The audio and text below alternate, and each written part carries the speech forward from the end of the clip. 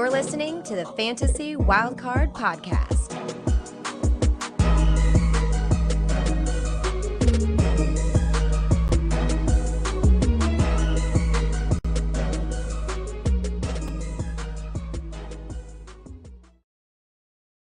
Good evening, welcome to the Fantasy Wildcard Dynasty Show. I'm your host, Kev. You can follow me on X at Dynasty_Go. We've got the dream team tonight, the fantastic trio. The band is together once again. We've got two amazing co-hosts. We've got Mags, first of all, at Hot Seat Mags. How are you doing? Yeah, I'm excited. I'm ready to go. Tuesdays, just great to chat with the best three in fantasy football. So I'm good to go, mate. How are you? I mean, the best free fantasy football, that is an unbelievable endorsement. So thank you for that. Yeah, I'm doing great. I've had the fresh cut for the people watching the video. So I'm absolutely excited to be on the show tonight. We've got plenty to discuss, lots of fun stuff. But before we get to the fun stuff, we're going to talk about some more fun stuff. We've got Ali at FF Dynasty Grill. Evening, Ali. How are you doing? Yeah, I'm doing good. Thank you, Kev. Good to see you both, boys. Loving Tuesday nights with you two. We're reaching the pinnacle, the final part of the season towards the fantasy playoffs. So a little bit of a hint of what's coming up tonight. But yeah, feeling really good. I'm actually on steroids for a bit of chest infection, so I'm a bit bouncing off the walls at the minute. Yeah, the guns are out. They're bulging. So yeah, doing really good. Kev, how you doing, mate? Yeah, doing absolutely fantastic. Like you said, we're almost at the three quarters, Max. So we're entering the fourth quarter of the season, which pretty wild. It is a grinding season, but we love this show. We love doing it every week, giving that insight to the listeners and trying to help people win those ships. We get into the business end of the season where we're going to be having a look and seeing if we're doing some ships. But plenty to discuss tonight. We'll be recapping week 12 of the Dynasty season. I think to tease the second half of the show, it's all about sort of, I guess, thinking about the future, whether it be short term or longer term. But before that, we have got three really interesting topics that's more team and player based. And we're going to come to you first of all, Mags. We've got an interesting team that's gone a change of direction this week. And we're gonna work through that, aren't we? Yeah, exactly. I mean, you have to ask the question, Kev, are the Panthers now on the right track, right? Because they've got rid of the absolutely terrible Frank Reich. He's like just obviously not made it as a head coach. Fair enough. Like he was a fairly successful quarterbacks coach back in the day, but the head coach experiment, he even himself listening to him feels pretty consigned to thinking this could be the end of the road for him. And what I really want to know is Carolina Panthers. This is a team on the Wildcard Rewind last year. We looked at previewing for like next season. We actually thought they've got a lot of pretty good pieces in there, like on the offense, on the defense as well. And we all know that a new manager bounce, a new head coach bounce, that's a thing, right? People come in, they get revamped. We've seen it happen with the Raiders this year, right? They were down and out. They changed the boss. They come in, they look like a new team all of a sudden, right? Could this happen with the Panthers? Because let's remember, whoever comes in, they have no incentive to lose. First of all, obviously, they want to keep the job. Secondly, they don't have their own first-round pick. So they want to come in, they want to use these pieces right away, and they want to win right away. So, boys, what I really want to know from you is, does this change your mind about any of the Panthers players? And Ali, to start with you, I suppose Bryce Young's got to be the first name that everyone's thinking of, the number one overall pick. Does this change your opinion of him at all, or not? I think Bryce Young is a massive player in what's happened this week with the firing. I think the GM was clearly not happy with what's happened in the draft. They've seen CJ Stroud absolutely ball out to just set records and just look incredible. Already looks like he's entering elite territory. And then you've got poor Bryce Young, who looked amazing in college. The fact is he's probably playing with lesser players than he was in college. And the competition is obviously a hell of a lot greater. So he's found it hard. But to me, and I've been saying this for a few weeks now, and I think Bryce Young is a buy for me. I think he's got long-term, he's going to be the starter there in Carolina. I've got no doubts about it. I think he is going to make it. I don't think he's going to be an amazing fantasy quarterback, but he's the guy they chose. They're not going to replace him this year. They probably won't replace him in the following year. I think he's going to take a step forward. I want someone to come in that will work with him. A bit like what happened with Trevor Lawrence in Jacksonville after that really poor year one. Head coach came in, and just how amazing does he look now? So for me, he's been a buy for the last couple of weeks. I'm happy to pay up a first plus. I think can probably get the job done because there's a lot of people that have taken him. A lot of people regret that they took him ahead of CJ Stroud, and they probably just want to refresh. And there's easily a way I can paint a picture that, yeah, they want to get rid of this asset. I'm happy to take him on, knowing that the ceiling's probably not there, but there is going to be a gradual improvement. I mean, look at the weapons he's had. Has been disastrous. His offensive line has been terrible. The defense is okay, but it's just been put in so many bad positions. Yeah, I think there is going to be a bounce back this week, and it's against my Buccaneers. So I expect a backlash, and we'll probably lose, which I'm actually rooting for, which is strange. But Bryce Young for me, I think there's certainly positives to come out of this. I think he can't look any worse than he can this year. And having said that, you talk about someone like Kenny Pickett in Dynasty, who we think is a safe prospect. He's thrown 6 touchdowns this season to Bryce Young's 9. So just tells you that he's not been completely terrible for fantasy. And I think there's lots more to come. So for me, not worried about him at all. I can maybe take a risk. Maybe it is a risk, but he's a buy for me. Nice. Love it. And Kev, I have to come to you about the Dynasty GOAT's greatest hits in the wide receiver room, right? We've got Adam Thielen. We got Get On the Terrace Marshall. We got the man better than Jalen Waddle, DJ Chark, lest we forget. What are you doing with these guys? I mean, I would say you buying them, but you own them all already. So what are you going like if you didn't own them? Like, it's a well-known myth in Dynasty circles that I own all the Panthers wide receivers. Not really, but yeah, it's always fun to talk about the Panthers wide receivers. I think there's going to be an improvement. It can't get any worse than it is, so there's going to be a beneficiary from it. I think most people will think it's going to be Thielen because he's had a great season already. But I think if I'm the Panthers, you kind of need to see what you've got in Jonathan Mingo. I think he's a guy that was taken at the top of the second. He started to show flashes of promise. He's not being as big a hit as maybe he could have been. But we need to find out the second half of the season. I'm not out on him yet, but if he has a bad second half of the season, he's going to be in the same barrel as Terrace Marshall, who's dead to me now. So yeah, we've spoke about Thielen, Marshall, and Mingo. It's probably DJ Chark that has a good second half of the season to earn a new contract. But yeah, I think like Ali mentioned, it's been really tough for Bryce Young. I think the wide receiver room, while it's got some minor intrigue there, it's not been a great group. The tight end, Hayden Hurst, hasn't done anything this season. Running back's been horrible as well. So yeah.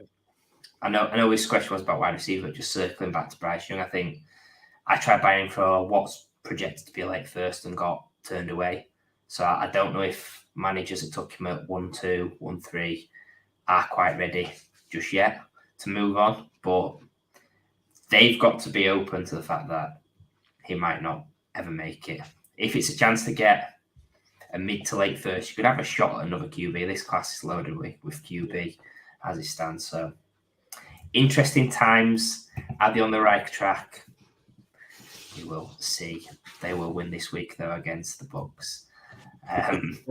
Jokes. Yep. But we're going to move on from the Panthers, which is a team that are obviously terrible, to a running back now, which I think on this show has been called crap before, right, Ali?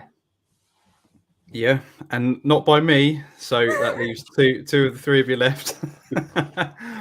It is Kyron Williams, the Dynasty skyrocket this week anyway. The fantasy RB1 this week. Just what a way to come off IR from that ankle injury. There was reports that he was going to be given a light load to be welcomed back. Well, certainly that was not the case. I think Cooper Kupp limped out again. And it was just incredible. It was on the ground. It was through the air. It was everything. Over 204 total yards, out for 5 weeks, and he comes back and puts up 204 total yards, 143 on the ground, 8.94 a carry. Yes, it was against the Cardinals, but still 6 targets, 6 catches, 61 yards, and 2 touchdowns through the air. The fun fact, he had more receiving yards than Cooper Kupp and Puka Nacua combined, which was not a lot, but still just showed just how much of a integral part of this attack he is. Just continued his amazing form from the start of the season. And I'm looking at him on the year. So despite him missing 5 weeks, he's actually the running back 16. He's ahead of Joe Mixon, Saquon Barkley, Ramondre Stevenson, and there's a whole list of others that he's ahead of, having missed 5 weeks. And in points per game, he's the running back 2, only behind the legend himself, Christian McCaffrey. So that just shows where he is this year. Obviously looking longer term. Well, so the rest of this year, I'd say he's a top 5, top 10 running back guaranteed for the rest of the season. I mean, the clue was there when they released Darrell Henderson before even activating him off IR. Just showed that he was healthy, ready to go, ready for full workloads. But yeah, the question is longer term, what is his dynasty value? Because it's been on a lot of players' lips this week. She looks great now, but going forward, where is he in dynasty? And I think that the thing that is good for him, is positive for him, is just the dynasty running back landscape as a whole is in a bit of a mess right now. You can easily move from running back 20 to running back 6 in a few weeks, given consistent performance. If you're in the right age category, right contract situation, it can happen. I just think for me, he's now entering sort of fringe running back 1 territory, possibly even top 10 for some people, especially if you do plan like a 2-year window. I think he's going to be there. This year, he's going to be a smash. I think next year, he's probably going to be equally as good as well. I think you look at the Rams as a team as a whole, they've got a lot of holes on their roster. He's in year 2 of his career. Obviously, didn't start off very well. A 5th round pick, which obviously a lot of people have doubts about. So many running backs get taken in them later rounds and just get dropped when possibly they've looked good in the time they've had.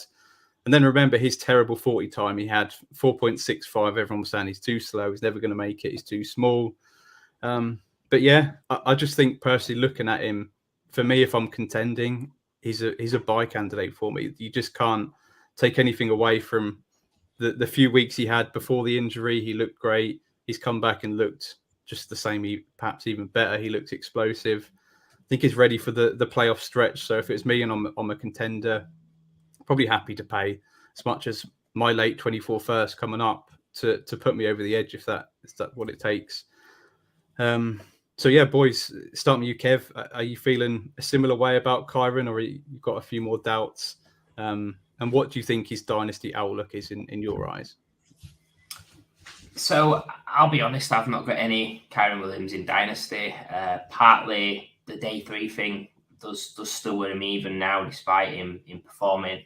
Look at the top 15, 16 running backs at the market, and there's only one that's not a day 1 or 2 running back. That's like Austin Eckler. We've seen other guys like Damian Pierce sort of go up and then come down, Khalil Herbert. Even guys like Ramondre Stevenson, Tony Pollard, they're day 3 guys, which were on the cusp of running back 1s. And at the market, just talking about sort of the macro side of things, they're now sort of below Kyron Williams in that sort of 18 to 20 range. So I've got more pause, I think, than you. I think what he's done on the field has been excellent. It's outperformed what I expected of him. But yeah, I think the day 3 side, the injury side, that's given me a bit of pause. Plus, we've also seen Sean McVay.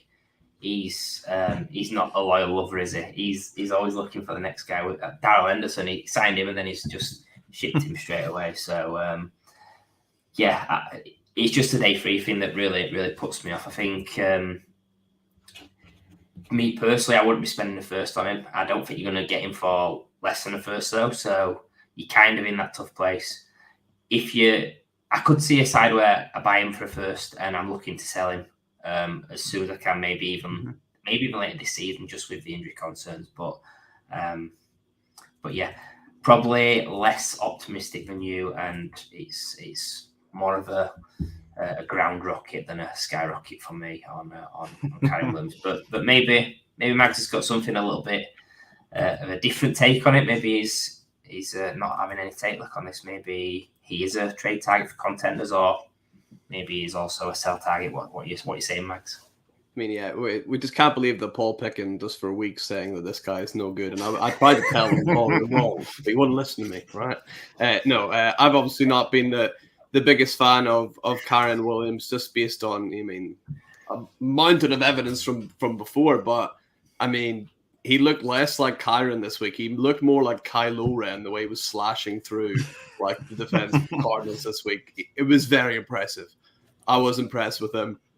But, if you look at the yards per carry, it's not significantly higher than it was for Darrell Henderson, than it is for Royce Freeman.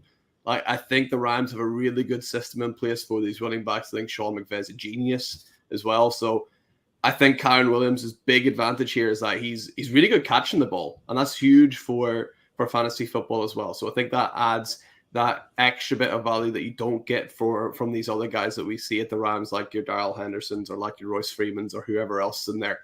Kyren Williams offers that really good catching ability, but Sean McVay might not be there next year. So I'm pensive enough using first round picks on running backs anyway. But whenever there's more than 2 questions in my mind, if they're definitely going to be a slam dunk, I can't do it. Not even for someone who looked as good as Kyren Williams was just last week. And I think, in terms of if you're a contender for this year, yeah, see if you can get him for a late first, right? Absolutely. Why not? Go out and get him. If you're not a contender, go and sell him. Do you know what? I'm wondering if you can go out and take advantage of the hype on a Kyren Williams right now. Could you go get like a T. Higgins for Kyren Williams now as the values change that much? It's one to ponder, isn't it? For sure. Yeah, it's an interesting one. All I'll say just on Kyren Williams as well is last time I faded a day 3 Rams player, it was Buka Nakua. Called him an absolute. Won't say what, but he ended up doing all right. So maybe I'll be wrong again on a Rams day 3 guy. Also one of Matt's greatest hits as well, if I remember correctly. Now, we spoke about Kyren Williams. Some people will see that as a positive subject. We've had the Panthers one side. We're going to make it the opposite of a shit sandwich. We're going to go back and we're going to talk about just awful franchise at the moment, the Patriots, and we're going to dig a little bit deeper to see if within the disgrace that is their franchise there's some trash, or if maybe there is some treasure as well. So I think, first of all, someone that's been watching the NFL for 20 plus years, I do get quite a bit of enjoyment seeing the Patriots struggle after so many years of being at the top and various scandals, Deflategate, cheating all the time basically, but getting iffy calls. Sounds a little bit like the Eagles, that last bit iffy calls. But I think that dynasty-wise, Patriots, you look at the team, there's not a lot there that you're really interested in for Dynasty. There's Ramondre Stevenson that at the market he's dropped to a low running back too, but I still think looking at that sea of green on Sleeper, that schedule, he's going to have a strong finish to the Steelers regardless, because he's game script proof. When they are from behind, it's absolutely fine. But the other side of that is you've got him who you want to keep. The other side is the players which potentially sell those. Potential disregarded guys like Mac Jones, guys like Bourne at wide receiver, Juju, Hunter Henry, Mike Gesicki, players that aren't going to generate a lot of interest now. So outside of Ramondre, it's really difficult to get any sort of buzz for any Patriots players based on the long-term stink that's been with fantasy for the Patriots, but also how they're performing in real life and just how terrible they've become and how much they need to change to get back and really stand out. So going to swing it a couple of ways to you boys. First, Max, just want to know about any of that second group mentioned, so your Mac Jones, etc. Are any of those something that you're looking to acquire, like as part of an add-in to a trade, something you can sneak in there with the value being so low? Is anybody of those that interest you, or is it literally sell low on all those and be done with them? I mean, some of those guys, you could argue, aren't even rosterable, right? Like, what is the point of having Mike Gesicki on your roster? What's the point? Like, I'd rather take a flyer on a running back that might start or someone might get injured than Mike Gesicki. Hunter Henry, like, just stream a tight end. Why are you keeping Hunter Henry on your roster? I would just stream someone. I mean, Juju, knowing the way things have been going, Kev, Juju's going to be a Panther, right? I think, like, even I'm a Juju fan, but even in the shallow bench league, he's on waivers. He's on my roster. He's gone. Yeah. So a lot of these guys, like, yeah, you could try and sell them, but I mean, people are just going to realize, oh, you're like, whenever you see an offer come through, it's like, do you want to buy so and so for a fourth? I immediately go, oh, that's because you're over the roster limit and you need to cut someone and it's going to be them. So no thanks. I'll just wait for them to appear on waivers and get them for free. Thank you very much. So I think a lot of these players are like that. I mean, yeah, I don't like any of these guys. None of them. There you go, people. Just literally can't get him in. Can't get him as an add-in. Mags is done. No. Ali, we'll come to you for the positivity on the Patriots. Maybe, maybe not. We're going to go down the fantasy route of incoming rookies. So since Brady days, and obviously off Billy Tom Brady, it has been an absolute shit show for fantasy. So I just want to know, like, if your favourite rookie landed on the Patriots, if they take someone high in the draft, would that deter you? Would it cloud your vision as to where you take them in rookie drafts, or do you just bank on talent and hope that Belichick, who people think is the GOAT, who actually isn't the GOAT, moves on? First of all, Mags, Kendrick Bourne was the wide receiver 4 in week 1. So take that back. All right, Kendrick.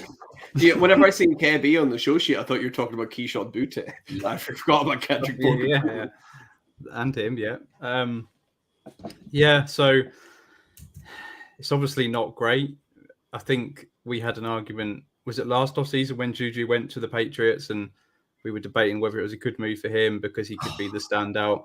And then it was, I think I was pretty positive about it, to be honest. And it's been hideous.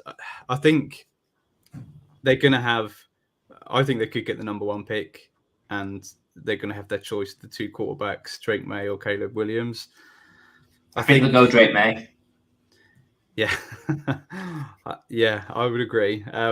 But you have to have a little bit of pause for thought, especially if Bill Belichick stays, which, I mean, to me right now, it's probably 50-50, which is probably saying something. There's been a lot of rumors that he's already sort of agreed some sort of terms with another team, which is, I mean, you can't do that, but they would also have to trade for him. So it could be somewhat unlikely, I think. So, yeah, it would slightly deter me. Say if that was the tiebreaker, say Drake May went to the Patriots and Caleb Williams ended up with, I don't know, whoever picking in the top. And it's just a better situation than, obviously, the Patriots right now. Unless I haven't looked, I don't know what their cap situation is like, if they're able to spend up on a free agent wide receiver or, beef up their O-line, just do something to help out. But, yeah, I mean, it does a slight pause for thought, but there could be a new regime change,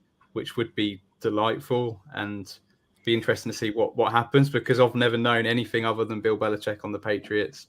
And yeah, that'd be interesting, but it probably wouldn't deter me that much. But if it was a tiebreaker between 2 guys that you had in a tier, I think it'd probably lean me the other way. And yeah, it has been a disaster, but definitely pretty to watch for us non-Patriots fans.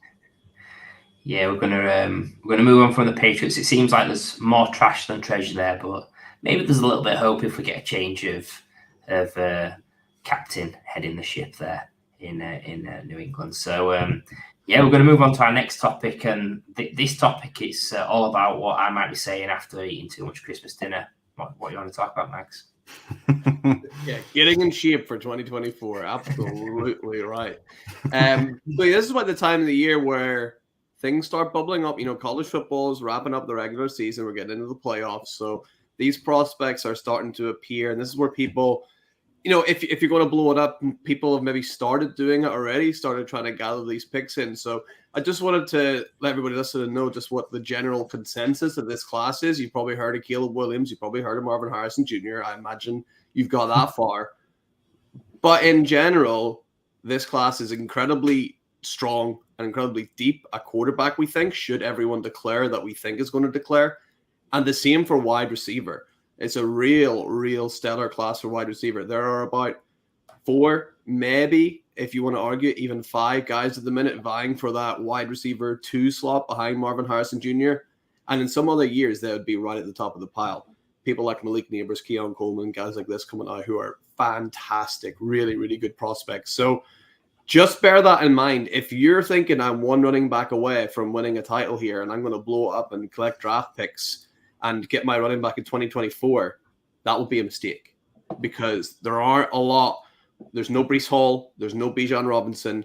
If you're looking for running back depth, go collect a hell of a lot of second-round picks because there are some talented players there, but so much depends on where they land. So much depends on if a coach likes them. There are people like that.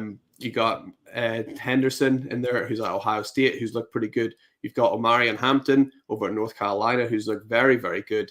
And there's about 5, 6 guys. I was trying to cobble together some running back rankings for this class. There's about 27 guys. Honestly, I think it was 27 people on my list that I had to try and squeeze into the top 12. And you could just hit shuffle, and whatever order come up, you could be like, yeah, I can see it. Like, it's a really tricky class. There's a lot of guys, but there's a lot of, I described this before, there's a lot of Zach Charbonnets in there.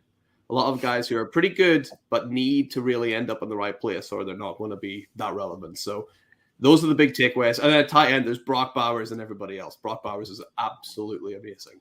So look out for him. There's maybe 1 or 2 others, but he's the one right at the tippy top. So if you're rebuilding and you're looking for quarterbacks and wide receivers, this is the class for you. But if you need running backs, I'd just be a bit careful.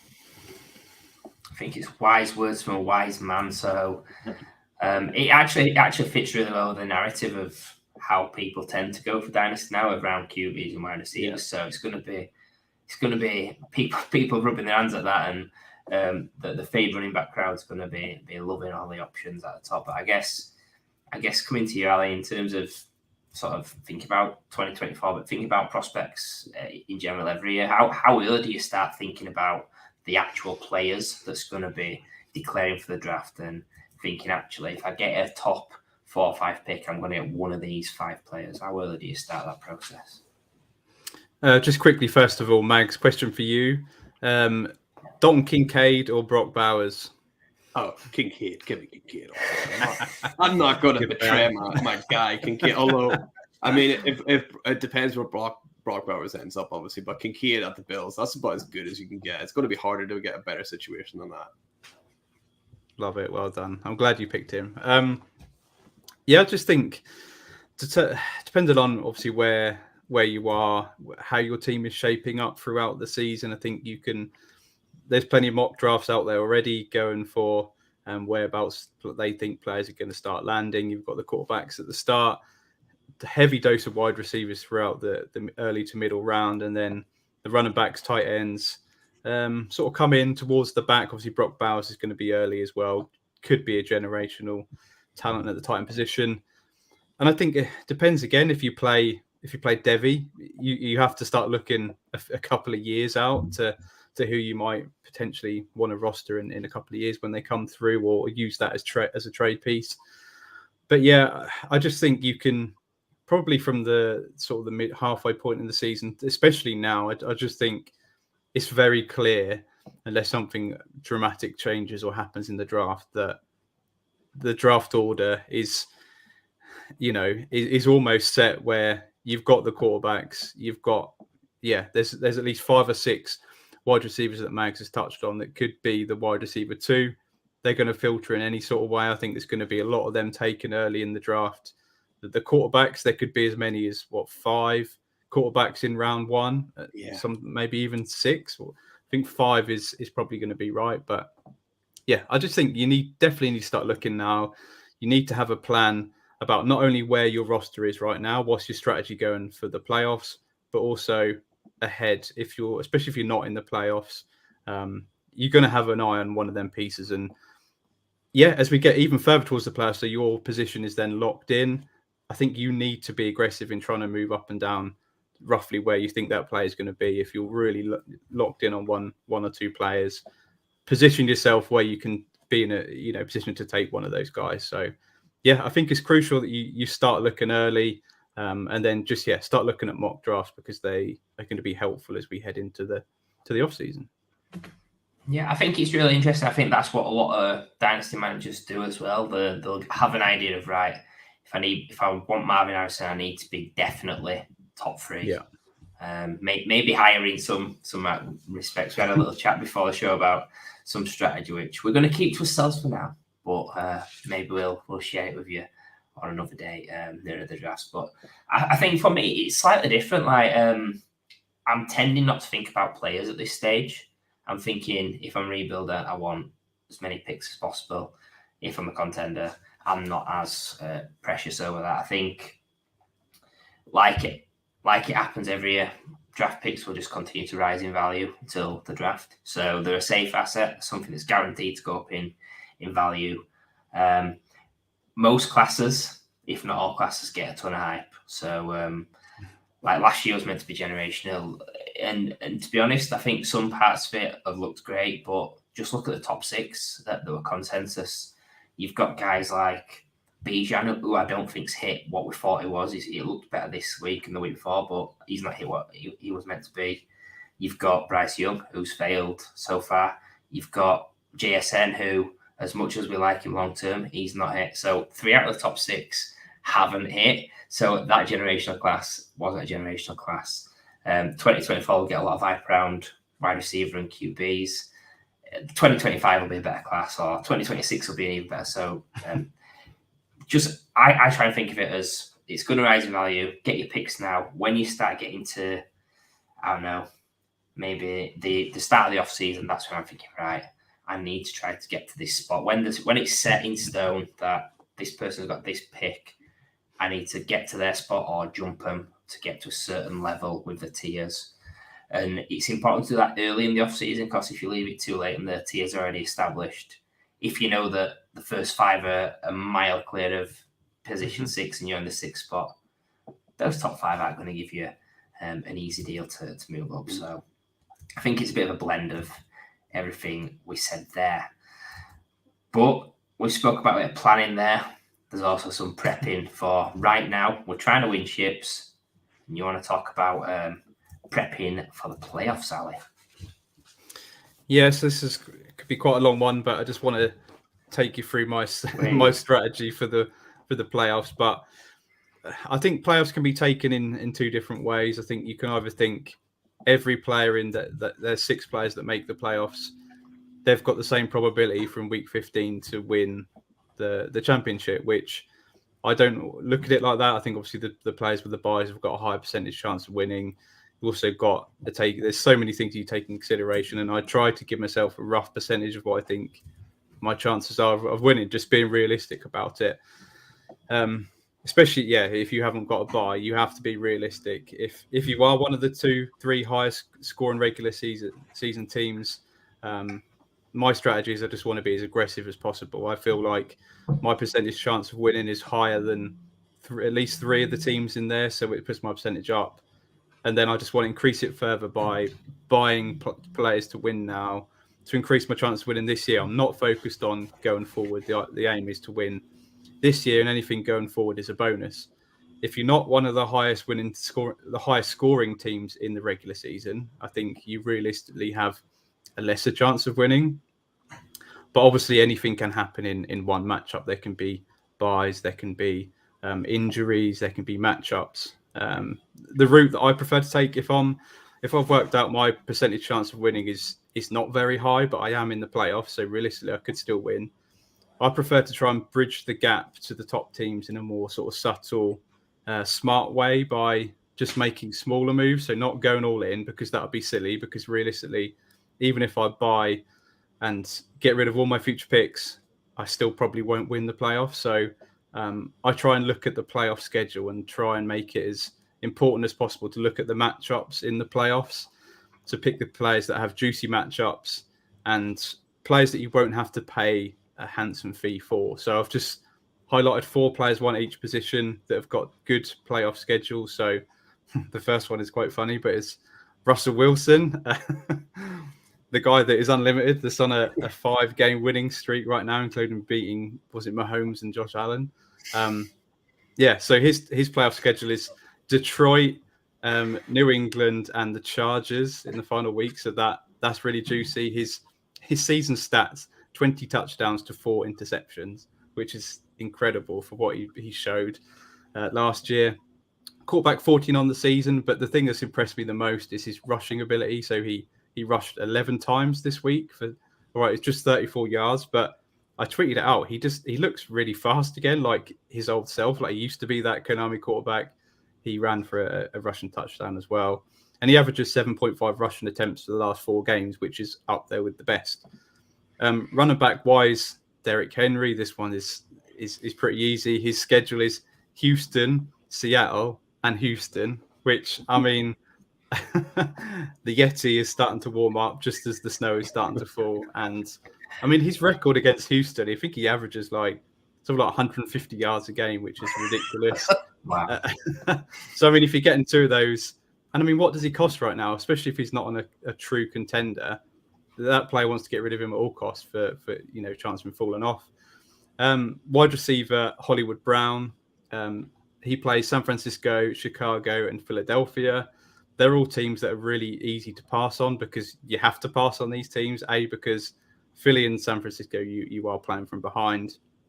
He led the Cardinals again this week, 12 targets. I think he's got that rapport back with Kylo Murray, sorry, not bloody Williams. He'll be there, the quarterback next season. Ooh. So yeah, that's the wide receiver target. And then you like this one, Kev, for tight end, David Njoku. His schedule: Chicago, Houston, league winner, and the Jets. So look at it, his targets the last 6 games: 9, 8, 6, 9, 15, 9. He's been the tight end 6 since week 7. He's just climbing the rankings. And whoever's been the quarterback for the Browns has just targeted him and just peppered him a hole. So there's sort of the moves that I like to make if I'm sort of a guy where I'm not one of the high scoring teams. On paper, they should beat me. But if I can try and get up to them by getting players that have juicy matchups that can outperform their expectations, I've not paid too much and I've got a shot at beating them in the playoffs. So that's sort of how I like to try and bridge that gap, going forward. But Kev, how aggressive do you think you need to be for playoffs? What's your strategy if you're securely in the playoffs? Are you going all in, or do you have one eye still on the future? I think when you're contending or rebuilding, it is important to be aggressive. But I think at the time of the season where you are now, it's the wrong time to be aggressive. I think you get to this end of the season where the values change, prices go up,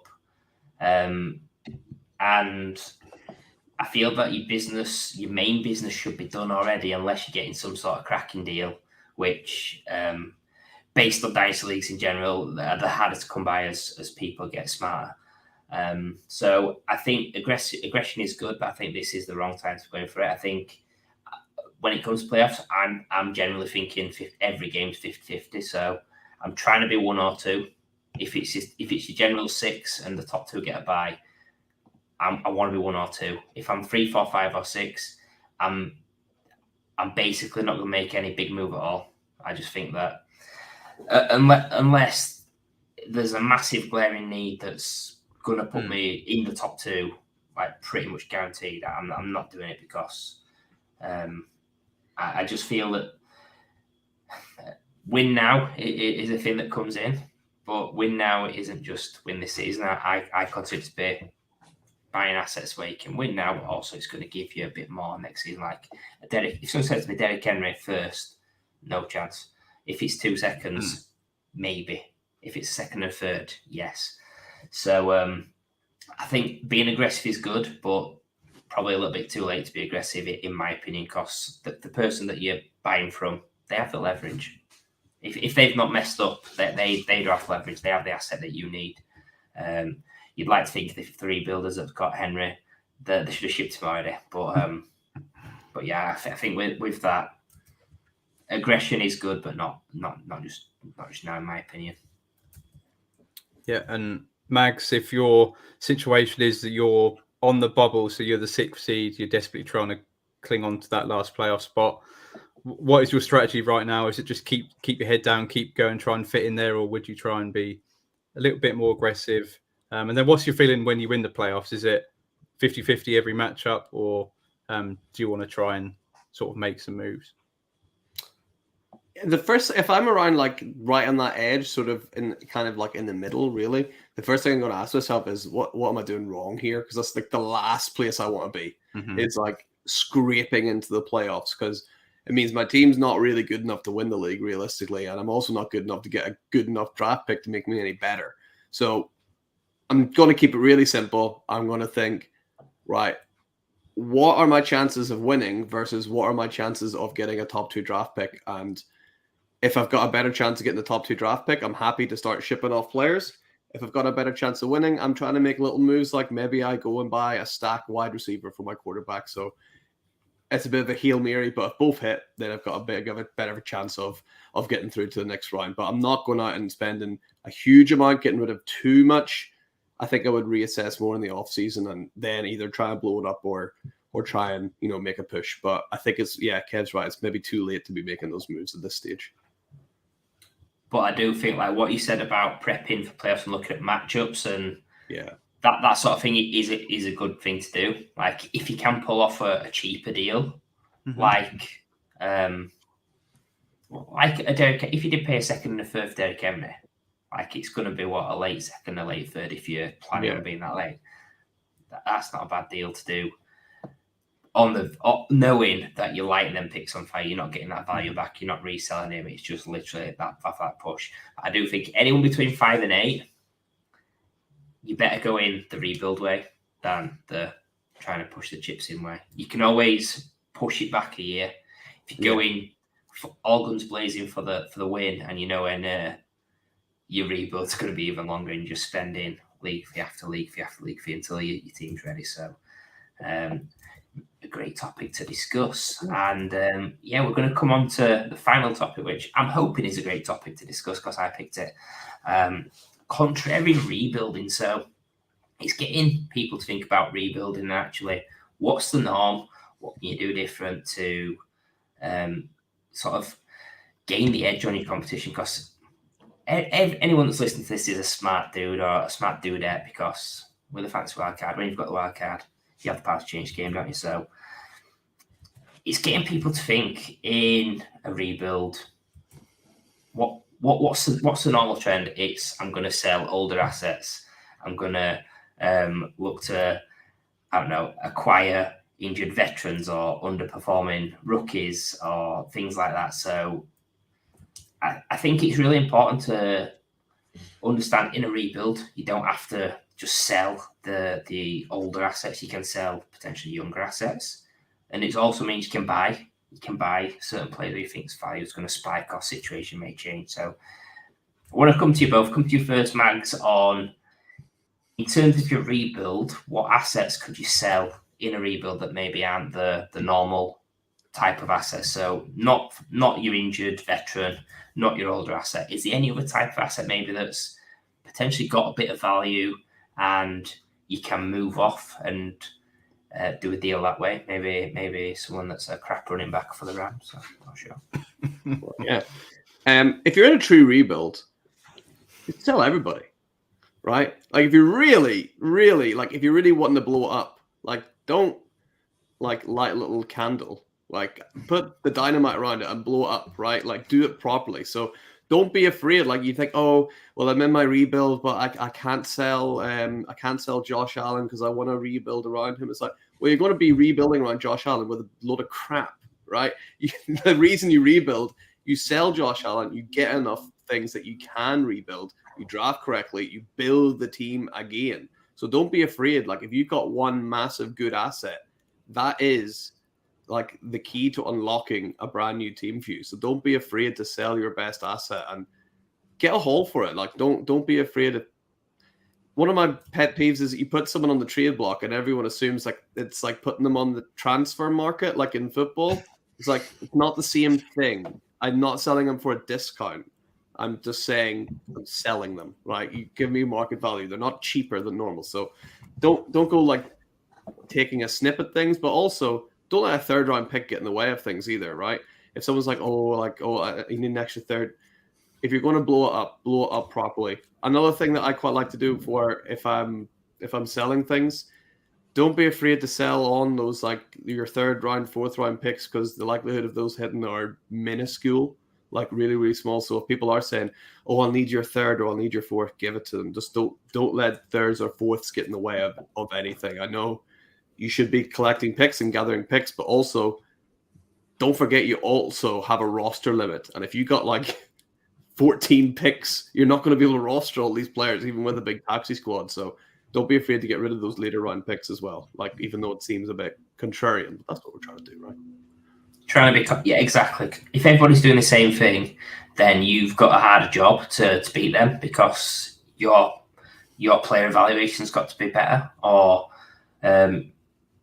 like the way you do your trading's got to be better. So yeah, try and think of the different edges when you're selling or when you're selling certain assets. It doesn't have to be your typical old guy or injured person. And keeping it on that theme, Ali, when it comes to acquiring players, again, what sort of tips, what sort of players or player types would you be targeting to think outside the box? So again, underperforming rookies are one that springs to mind. People think that's it. Right, gonna rebuild. I need to buy an underperforming rookie, or we need to buy an injured person. Everybody's trying to do that. What is there any different assets which you could look to acquire in a rebuild? Yeah, so one move that I made not that long ago was on a team that it's not got the 101. I think it's probably the 104, 105. But I actually bought AJ Brown and paid a first and a second. You kind of have to. I mean, Steal. was an absolute steal, but you kind of have to be a little bit different, and you don't always have to be a seller if you are a rebuilding team, because even with first round pick, we've said this year on 3 out of the 6 picks haven't hit yet, and so that would tell you that it was 50-50 in the top 6 whether you hit on a player or not. Well, why lessen that? Lessen that risk by buying a player holds a hell of a value right now anyway, and the value could stay the same. You can sell him in the future for more than what you paid for, to increase your asset collection like that. The obvious one as well would be to take a bit of a risk. So if you don't like playing it safe with AJ Brown or someone like that, where you're buying a guy that the value is, take a bit of a risk on, say, players that are going to be changing their situations next season, because there's so much uncertainty around the league. Especially, there's been sort of highlights on the wide receiver class, the free agent wide receiver class coming up, and these players could end up in fantastic situations. I mean, if one lands like a T. Higgins, Mike Evans, not going to happen. Michael Pittman, if they land on the Chiefs, for example. Then God. What you're paying for that calm down, Mags, what you're paying for that wide receiver right now is going to be less than what he's worth in when the trade happens, or when the player gets picked up in free agency and signs for a team. So you can take a risk on players that are going to change the situation. There's a lot of running backs as well that are going to change the situation, and sometimes you can take a risk on an older running back and just sort of play it a bit like the stock market. You've acquired a lot of picks. I mean, say you've got 8 picks in the first 2 rounds and you've been really happy with collecting them. Realistically, how many of them 8 picks are going to hit and just really increase your team to be a winner next season? I mean, yeah, exactly. 50% is probably a good ratio, a good rate to be at. So why not use a couple of them picks to acquire even a running back, sort of an older quarterback, and just take a bit of a risk because the situation could change. Worst come to worst, they land up in a worse situation, but they've still got some value, so you're not going to completely burn your pick. But just ways of getting a little bit different. So I'll just say, one, you don't have to be a seller automatically. You can actually be a buyer if you see a situation where someone's cheap and that they could rise in value. And then second one, just maybe take a risk on a player changing situations. And who knows, you could hit and have a fantastic, a big profit with the move that you've made now. Indeed, I think it's great advice, small three of us on that. Not blowing it on trumpets, but toot. Yeah, I think, like I say, contrarian rebuilding, just try and think differently. Think about buying players. If you don't hold your first, if let's say you rebuild, you don't hold your first, which is golden rule number one, which I've broke a few times in some leagues. If you've got another first round pick and it's mid-season, try and buy a player like T. Higgins. I've done that in a league where got myself into Hall, thinking, right, I'm going to buy T. Higgins because I can get rid of everything else. I can start building around T. Higgins and draft picks in the future where I've got my own picks. So, just always be on the lookout. And you don't have to conform to what the consensus is. That's just going to make it harder for you.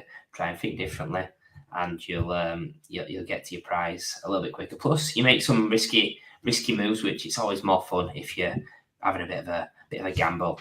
Calvin Ridley. Right, well, that's brought us to the end of tonight's show. We've looked at week 12 of the Dynasty season. Thank you so much for joining us and tuning in. Be sure to follow us and subscribe on X and YouTube at Fantasy Wildcard and at Wildcard Dynasty. We're here every Tuesday. You know what to do. Thank you once again. Have a great one, and we'll see you again